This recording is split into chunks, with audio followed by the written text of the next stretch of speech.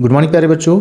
ये बेटा हमारा सिंटेक्स के अंतर्गत जो हम कंजंक्शन को देख रहे थे, ये हमारा उसका पार्ट सेकंड है और हम अपने पार्ट सेकंड को यहाँ पे कंटिन्यू करते हैं। बहुत समय ना बर्बाद करते हुए हम अपने लेक्चर को स्टार्ट करते हैं। देखिए हमारा पहला क्वेश्चन है, अब देखिए नेक्स्ट जो बेटा हमारा क्वेश्चन है,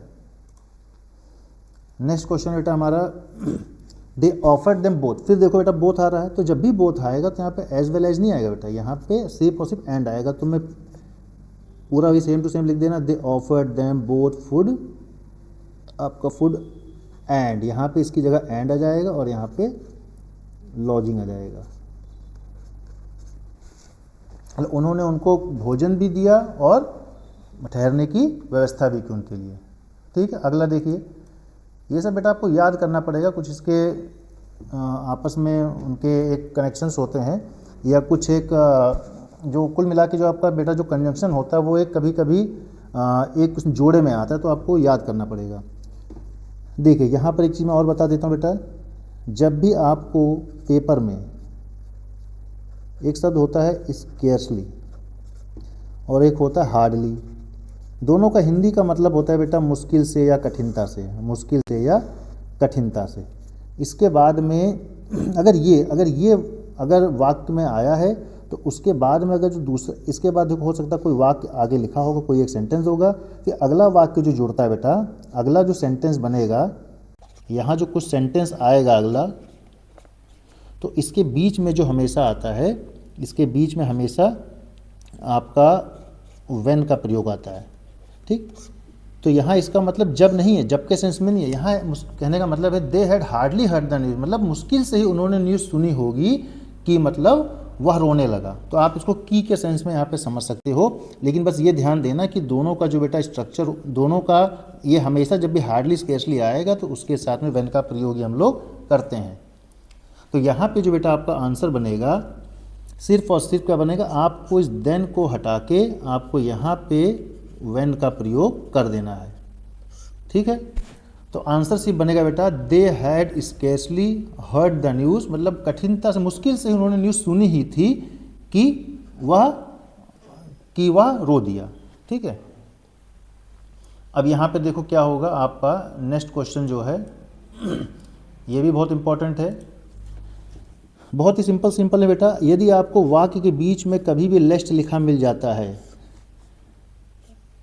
ऐसा बनता है कि ऐसा ना हो कि, तेज चलो, ऐसा ना हो कि, तो यहाँ पर भी ध्यान देना बेटा कि हमेशा जो होता है यहाँ पे नहीं छुपा होता इस वाक्य में। अगर लेस्ट के बाद में नॉट लिखा मिल जाएगा तो समझ जाना वहीं पे क्या है, वहीं पे गलती है।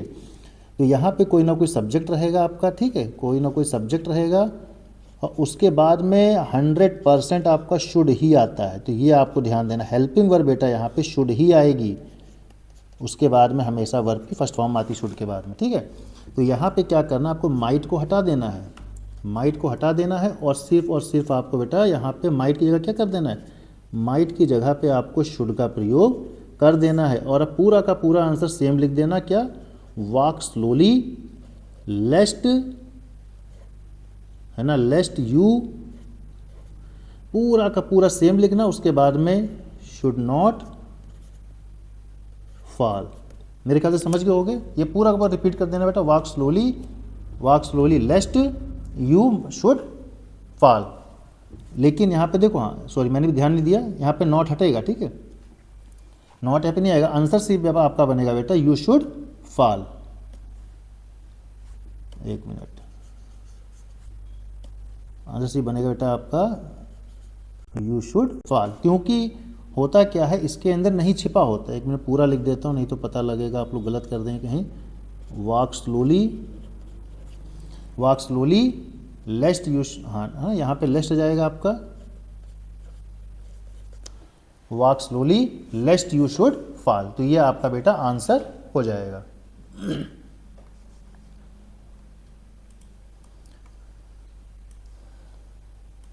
देखो बेटा जो सेंस मैंने अभी आपको ऊपर बताया है, जैसे अभी आपने देखा था कि जो मतलब बेटा हार्डली का निकलता है वही मतलब लमसम स्केर्सली का भी निकलता है, मुश्किल से, कठिनता से। इसके बाद में कोई एक सेंटेंस होता है, तो ये एक सेंटेंस होता था, कोई सेंटेंस होता था, उसके बाद में हमेशा बीच में क्या करते थे, बीच में हम लोग व्हेन का प्रयोग लमसम की के सेंस में कर देते थे, और उसके बाद में आपका अगला भी कोई सेंटेंस, कोई दूसरा सेंटेंस यहाँ पे हो जाता था। ठीक है, एक सेंटेंस कोई होता था, यहाँ पे दूसरा सेंटेंस हो जाता था। लेकिन जब आपका एज सून एज होता है, एज सून एज, ठीक है, तो इसके बाद में कोई सेंटेंस आएगा आपका, ठीक है, कोई एक सेंटेंस रहेगा, उसके बाद में हमेशा बेटा कामा का प्रयोग करते हैं। यहाँ पे जो इसका मतलब निकलता है हिंदी में, मतलब एज सून एज का जो बेटा मतलब निकलता है वो निकलता है ज्यों ही या त्यों ही, सॉरी ज्यों ही निकलेगा, ज्यों ही, यहाँ पे मतलब ज्यों ही, और यहाँ पे कामा का मतलब त्यों ही। ठीक है, जैसे कहने का मतलब है कि ज्यों ही वो विद्यालय पहुँचा त्यों ही घंटी बज गई, या जैसे ही वो विद्यालय पहुँचा, है ना, वैसे ही घंटी बज गई, तो ये भी सेंस में निकल सकता है। तो लेकिन त्यों ही या जैसे ही का जो मतलब बनता है बेटा, वो उसका मतलब सिर्फ कामा होता है, इसके साथ में आपका और कोई शब्द का प्रयोग नहीं करते हैं। वैसे ही आप ये भी ध्यान देना, जब भी आपका इफ़ आता है तो इफ़ के बाद में बेटा कोई सेंटेंस रहेगा एक, ठीक, उसके बाद में हमेशा कामा का प्रयोग करते हैं, उसके बाद में कोई दूसरा सेंटेंस रहता है। तो यहाँ पे इसका मतलब निकलता है यदि, और इसका मतलब निकलता है तब। तो ये भी आपको ध्यान देना है, पेपर में आपको यहाँ पे देन लगा के दे देते हैं। देखिए हमारा जो आंसर होगा, यहाँ पे सिर्फ और सिर्फ हम बेटा देन को हटाएंगे और इसकी जगह पे सिर्फ हम कामा का प्रयोग करेंगे, तो हमारा जो आंसर बनेगा पूरा सेम टू सेम बनेगा, है ना। देखिए हम लिखेंगे as soon as the bell rang, है ना, जैसे ही घंटी बजी, the girls left the class, लड़कियों ने क्लास छोड़ दिया। पूरा बेटा आप सेम लिखना, सिर्फ आपको देन की जगह पे कामा का प्रयोग करना है। अभी देखिए इस पे बहुत टाइम बर्बाद नहीं करेंगे हम लोग। अभी मैंने बताया जब भी अनटिल होता है बेटा, अनटिल में क्या होता है, अनटिल और अनलेस में नॉट पहले से छुपा होता है। अनटिल और अनलेस में नॉट पहले से ही रहता है, इसलिए इसका मतलब ही निगेटिव सेंस में होता है। ठीक है, तो यहाँ पे क्या होगा, ये नॉट हटेगा। अभी मैंने आपको बताया है ऊपर कि जब भी अनटिल अनलेस होता है तो उसमें कभी देख लेना, यदि एक वाक्य आपका बेटा अगर फ्यूचर में है तो यहाँ वाला वाक्य हमेशा प्रेजेंट इंडेफिनिट में रहेगा। ठीक, तो इसका जो आंसर बनेगा पूरा लिख देता हूँ, आई शैल स्टे हियर, मैं यहाँ ठहरूँगा, अनटिल, जब तक कि वो नहीं आता है, अनटिल ही कम्स, क्योंकि प्रेजेंट इंडेफिनिट में बेटा जब ये सब्जेक्ट एक वचन होता है तो वर्ब के साथ में एस या ईएस का प्रयोग करते हैं, तो ये आपका आंसर हो जाएगा। देखिए यदि बेटा आपने नरेशन पढ़ा होगा, यदि आपने मेरा नरेशन का लेक्चर देखा होगा, नहीं देखा होगा तो देख लेना। तो नरेशन या आपने कभी भी पहले पढ़ा हो तो नरेशन बेटा अगर कोई प्रश्नवाचक वाला होता है तो आपको याद होगा, हमने पढ़ा जैसे होता नहीं है कि हम एक नरेशन में ये हमने पढ़ा था, यहाँ कुछ लिखा होता है ही सेड टू मी, और यहाँ पे आपका हु से लिखा होगा ना, हु हो चाहे वाई हो, इस टाइप का कोई स्ट्रक्चर बना होता है ना। तो इस टाइप का लिखा होता है तो हम करते क्या है बेटा, हम कामा इन्वर्टेड कामा ये कुछ नहीं लिखते हैं, है ना। जैसे यहाँ पे लिखा हो ही, है ना, फिर यहाँ पे लिखा हो सेड टू, ठीक है, तो हम हमेशा क्या करते थे, हम हमेशा इसको करते थे ही आस्क्ड, और यहाँ पे सिर्फ जो भी मतलब ये क्वेश्चन वाले जो वर्ड होती उसी को लिख देते थे और पूरा का पूरा, है ना, उसको हम रिपीट कर देते थे। ठीक है, इस टाइप से रिपीट हम लोग कर देते थे। और हमेशा ध्यान रखना जब भी बेटा आपको बीच में आस्क्ड लिखा मिलेगा, बस सबसे आसान तरीका याद कर लेना, यदि आपको आस्क्ड लिखा मिल जाए और उसके बाद में यदि आपको यहाँ पे हु लिखा मिल जाए, व्हेन लिखा मिल जाए, हाउ लिखा मिल जाए, तो उसके बाद में ये दैट का प्रयोग नहीं होता है। दैट का प्रयोग सिर्फ असर्टिव जब रिपोर्टेड स्पीच होता तब हम करते हैं, ये मैं आपको पढ़ा चुका हूँ नरेशन में। तो सिर्फ और सिर्फ बेटा आपको यहाँ पे दैट को हटा देना है, तो आपका जो आंसर बनेगा he asked who she was. ठीक है, तो ये आपका आंसर हो जाएगा। बस हमारे बेटा 2 क्वेश्चंस और रहते हैं, उसको देख लेते हैं हम लोग, बस हमारा ये कंजंक्शन वाला जो टॉपिक है ख़त्म हो जाएगा। हाँ देखिए, शायद ये आपको मैंने भी डिस्कस किया कि नहीं पता नहीं, लेकिन चलिए यहाँ देख लेते हैं। जब भी बेटा जो मतलब अभी आपने देखा था एज सून एज का, हार्डली या स्केर्सली का, वही सेम सेंस यहाँ पर भी निकलता है। बहुत अंतर नहीं होता है। जब भी आपको नो सूनर स्टार्टिंग में लिखा मिल जाए, ठीक, उसके बाद में इसका जो लिखने का तरीका बेटा होता है, ये हमेशा नो सूनर जब भी आता है प्रश्नवाचक के रूप में आता है, हमेशा हेल्पिंग हो रहेगा। ये भी याद रखना कि उसके बाद में कोई सब्जेक्ट रहता है ना, उसके बाद में कोई मतलब जो भी चलेगा आगे, उसके बाद में अगर दूसरा वाक्य जब जुड़ता है बेटा, तो आपको उसकी जगह पे देन का प्रयोग करना पड़ता है। जैसे अभी आपने ऊपर पढ़ा था कि जब भी व्हेन और जब भी हार्डली और स्केर्सली आता है तो हमेशा हम लोग किसका प्रयोग करते हैं, व्हेन का प्रयोग करते हैं। लेकिन जब भी नो सूनर का प्रयोग आता है तो हम हमेशा दूसरे वाक्य को जोड़ने से पहले हम लोग देन का प्रयोग करते हैं। अभी हमने देखा था जब भी इफ़ और व्हेन आता है तो वहाँ पर हम दूसरे वाक्य जोड़ने के सिर्फ और सिर्फ कामा का प्रयोग करते हैं। तो यहाँ पे जो बेटा आपका होगा, सिर्फ और सिर्फ आपको देन को हटाना है, क्योंकि ये देन नहीं आता है, ये वाले देन का प्रयोग करते हैं। तो पूरा आंसर पूरा नहीं लिखूंगा, आप समझ जाना। नो सूनर से लेकर no sooner did she reach the station, ठीक, यहाँ तक पूरा का पूरा सेम लिख देना। और no sooner did she reach the station then the train started.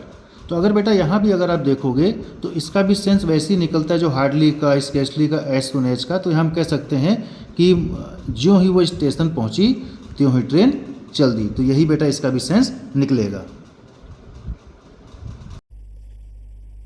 The train started, ये आपका बेटा आंसर हो जाएगा। देखिए हमारा आज का लास्ट जो क्वेश्चन है बेटा, देखिए आपको बेटा एक अभी मैंने बताया कंजंक्शन में कुछ पेयर होते हैं जो आपको याद रखने पड़ेंगे। जैसे आइदर के साथ में हमेशा और आता है, ठीक है, और नाइदर के साथ में हमेशा नॉर आता है। अभी हमने ऊपर देखा है तो बोथ के साथ में हमेशा एंड आता है। बहुत से शब्द हैं, जैसे अभी हमने देखा बेटा आल्दो लिखा हो चाहे दो लिखा हो, इसके साथ में हमेशा तो जोड़ी आती है, वो यट की आती है, चाहे आल्दो हो चाहे दो हो, है ना। और अभी हमने देखा क्या, जैसे यदि आपको हार्डली लिखा मिल जाए, ठीक है, स्केर्सली लिखा मिल जाए, ठीक है, आज आपको हार्डली